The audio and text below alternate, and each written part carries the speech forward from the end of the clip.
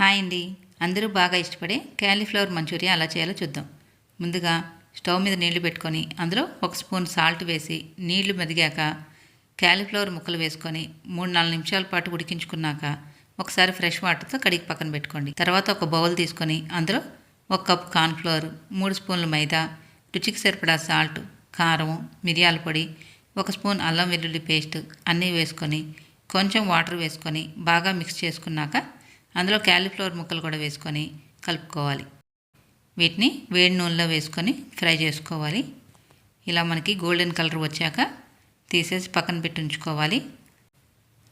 తర్వాత మరో ప్యాన్లో 4-5 స్పూన్ల దాకా ఆయిల్ వేసుకొని అందులో సన్నగా తరిగిన వెల్లుల్లి ముక్కలు, పచ్చిమిర్చి వేసుకొని కొంచెం వేగాక అందులో తరిగిన ఉల్లిపాయ ముక్కలు, తరిగిన క్యాబేజీ కూడా వేసుకొని వేయించుకోవాలి. అందులో సాల్టు, కారము, మిరియాల పొడి, సోయా సాసు, టమాటా సాసు అన్నీ వేసుకొని ఒకసారి వేయించుకోవాలి.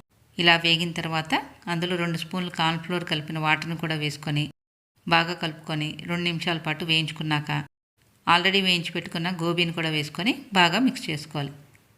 అంతేనండి, రెస్టారెంట్ స్టైల్లో ఉండే గోబీ మంచూరియా రెడీ అయిపోయింది.